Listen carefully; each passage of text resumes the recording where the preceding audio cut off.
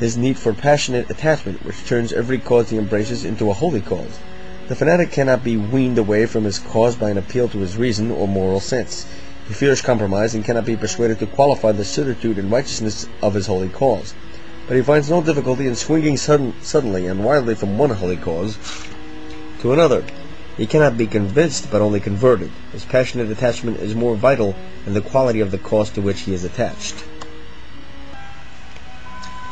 62. Though they seem to be at opposite poles, fanatics of all kinds are actually crowded together at one end. It is the fanatic and the moderate who are poles apart and never meet. The fanatics at various hues eyes each other with a suspicion and are ready to fly at each other's throat. But they are neighbors and almost of one family.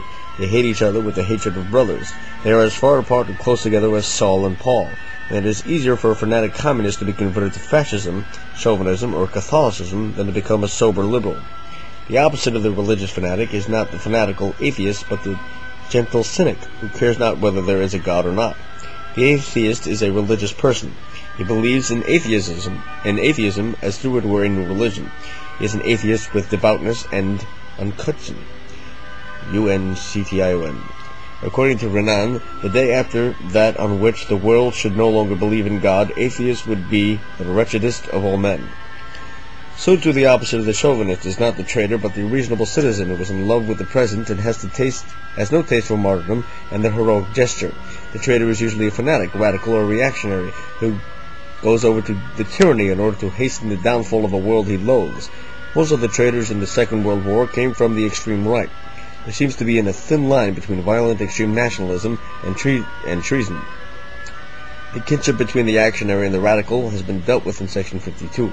All of us who lived through the Hitler decade know that the reactionary and the radical have more in common than either has the liberal or the conservative. 63. It is doubtful whether the fanatic who detests his holy cause, or who deserts his holy cause, is suddenly left without one, can ever adjust himself to an autonomous individual existence. He remains a homeless hitchhiker on the highways of the world, thumbing a ride on an eternal cause that rolls by. An individual existence, even when purposeful, seems to him trivial, futile, and sinful. To live without an ardent dedication is to be adrift and abandoned. He sees intolerance as a sign of weakness, frivolity, and ignorance. He hungers for the deep assurance which comes with total surrender. With a wholehearted clinging to a creed and cause, what matters is not the contents of the cause, but the total dedication and a communion with the congregation. He is even ready to join in holy crusade against the former holy cause, but it must be a genuine crusade, uncompromising, intolerant, proclaiming the one and only truth. Thus, millions of ex-fanatics in defeated Germany and Japan are most responsive to the preaching of communism, militant Catholicism, than to the teachings of the democratic way of life. The greater success of communist propaganda in this case is not due to its superior technique, but to the peculiar bias of one fanatical German and Japanese. The spokesmen of democracy offer no holy cause to cling to, and no corporate holy hole to lose oneself in. Communist Russia can easily turn Japanese war prisoners into fanatical communists, while no American propaganda, however subtle and perfect, can turn them into freedom-loving Democrats. Mass movements and armies. It is well at this point, before leaving the subject of self-sacrifice, to have a look at the similarities and differences between mass movements and armies, a problem which has already cropped up in sections 35 and 47. The similarities are many, but both mass movements and armies are collective bodies. Both strip the individual of his separateness and distinctness. Both demand self-sacrifice, unquestioning obedience, and single-hearted allegiance. Both make existence use of make-believe to promote daring and united action, and both can serve as a refuge for the frustrated who cannot endure an autonomous existence. A military body like the Foreign Legion attracts many of the types who usually rush to join a new movement. It is also true that the recruiting officer, the communist agitator, the missionary often fish simultaneously in the cesspools of Skid Row. But the differences are fundamental. An army does not come to fulfill a need for a new way of life. It is not a road to salvation. It can be used as a stick in the hand of a courtier to impose a new way of life and force it down unwilling throats, but the army is merely an instrument devised for the preservation or expansion of established order, old or new. It is a temporary instrument that can be assembled and taken apart at will. The mass movement, on the other hand, seems to be an instrument of eternity, and those who join it do so for life. The ex-soldier is a veteran, even a hero. The ex-true believer is a renegade. The army is an instrument for bolstering, protecting, and expanding the present. The mass movement comes to destroy the present. Its preoccupation with the future, and it derives its vigor and drive from preoccupation. When the mass movement begins to be preoccupied with the present, it means that it has arrived. It ceases then to be a movement and becomes an institutionalized organization, an established church, a government, or an army of soldiers or workers. The popular army, which is often an end product of a mass movement, retains many of the trappings of the movement, pious verbiage, slogans, holy symbols, but like any other army, it's held together less by faith and enthusiasm than by unimpassioned mechanism of drill, esprit de corps, and coercion. It soon loses the aestheticism and unction of a holy congregation and displays the boisterous and the taste for the joys of the present, which is characteristic of all armies. Being the instrument of the present, an army deals mainly with the possible. Its leaders do not rely on miracles. Even when animated by fervent faith, they are open to compromise. They reckon with the possibility of defeat and know how to surrender. On the other hand, the leader of a mass movement has an overwhelming contempt for the present, for all its stubborn facts and perplexities, even those of geography and weather. He relies on miracles. His hatred of the present, his nihilism, comes to the fore when the situation becomes desperate. He destroys his country and his people rather than surrender.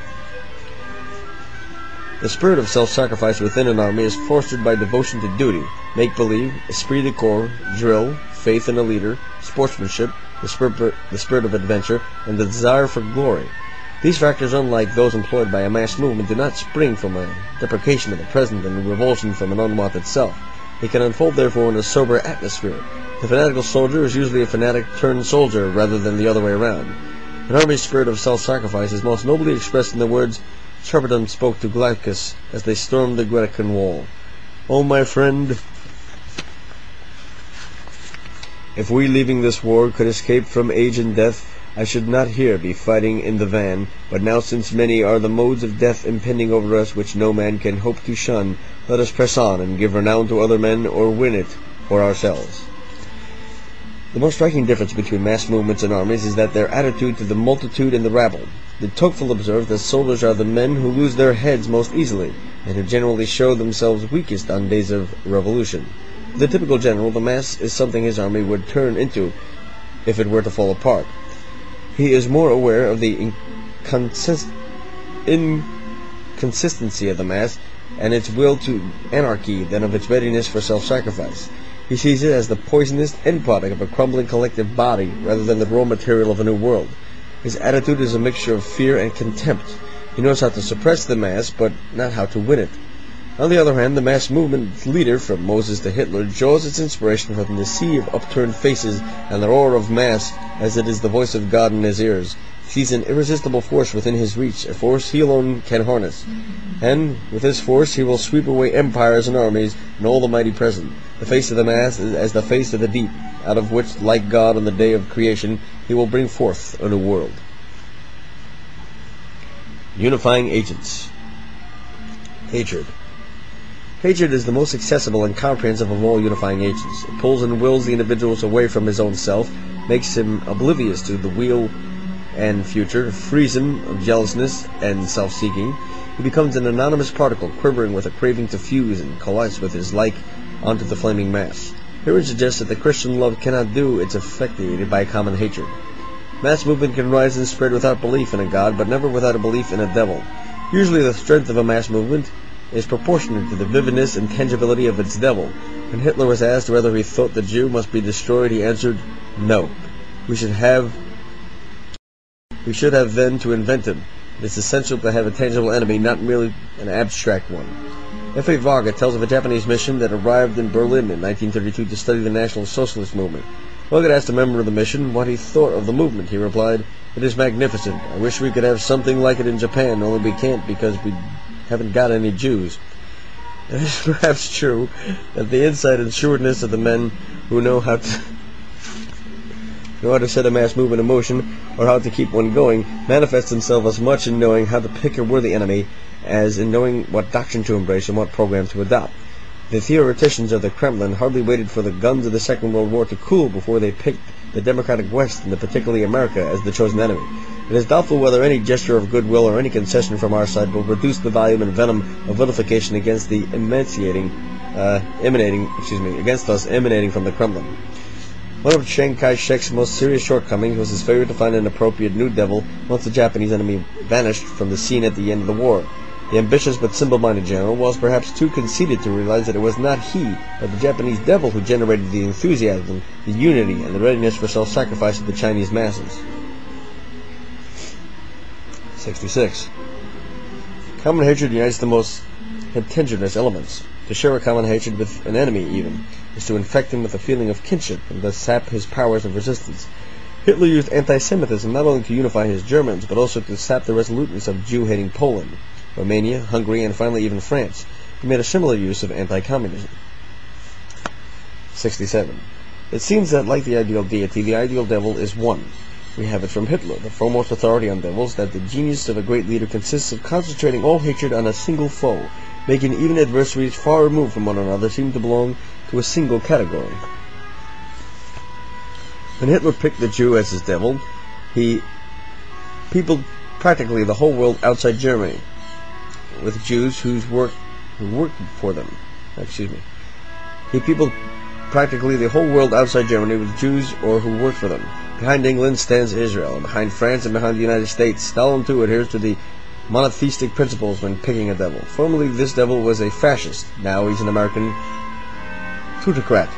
Again, like an ideal deity, the ideal devil is omnipotent and omnipresent. When Hitler was asked whether he was not attributing rather too much importance to the Jews, he explained, No. It is impossible to exaggerate the formidable quality of the Jew as an enemy. Every difficulty and failure within the movement is the work of the devil, and every success is a triumph over his devil plotting. Finally, it seems the ideal devil is a foreigner. To qualify as a devil, the domestic enemy must be given a foreign ancestry. Hitler found it easy to brand the German Jews as foreigners. The Russian revolutionary agitators emphasized the foreign origin, Maugen, Tatar, Western, of the Russian aristocracy. In the French Revolution, the aristocrats were seen as descendants of the barbarous Germans, while French commoners were descendants of the civilized Gauls and Romans.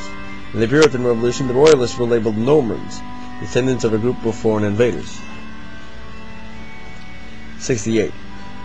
We do not usually look for allies when we love. Indeed, as we often look on those who love with us as rivals and trespassers, but we always look for allies when we hate. It is understandable that we should look for others to side with us when we have just grievance and crave to retaliate against those who wronged us. The puzzling thing is that when our hatred does not spring from a visible grievance and does not seem justified, the desire for allies becomes more pressing. It's chiefly the unreasonable hatred that drives us to merge with those we hate as we do, and is a kind of hatred that serves as one of the most effective cementing agents. When some of these unreasonable hatreds, and why their unifying effect? They are an expression of a desperate effort to suppress an awareness of our inadequacy, worthlessness, guilt, and other shortcomings of the self. Self-contempt is here transmuted into hatred of others, and there is most determined and persistent effort to mask this switch. Obviously, the most effective way of doing this is to find others, as many as possible, who hate as we do. Here, more than anywhere else, we need general consent, and much of our proselytizing consists perhaps in affecting others not with our brand of faith, but with our particular brand of unreasonable hatred. Even in the case of just grievance, our hatred comes less from a wrong done to us than from a consciousness of our helplessness, inadequacy, and cowardice. In other words, from self-contempt. When we feel superior to our tormentors, we are likely to despise them, even pity them, but not hate them. That the relation between grievance and hatred is not simple and direct is also seen from the fact that the released hatred is not always directed against those who wronged us. Often when we are wronged by one person, we turn our hatred on a wholly unrelated person or group. Russians, bullied by Stalin's secret police, are easily inflamed against capitalist warmongers. Germans, aggrieved by Versailles Treaty, avenge themselves by exterminating Jews. Zulus, oppressed by Boers, butcher Hindus. White trash, exploited by Dixiecrats, lynch blacks. Self-contempt produces in man the most unjust and criminal passions imaginable, where he conceives a mortal hatred against the truth which blames him and convinces him of his faults. 69. That hatred springs more from self-contempt than from a legitimate grievance is seen in the intimate connection between hatred and a guilty conscience. There is perhaps no surer way of infecting ourselves with virulent hatred toward a person than by doing him a grave injustice. That others have a just grievance against us is a more potent reason for hating them than we have a just grievance against them. We do not make people humble and meek when we show them their guilt and cause them to be ashamed of themselves, we are more likely to stir their arrogance and rouse in them a reckless aggressiveness.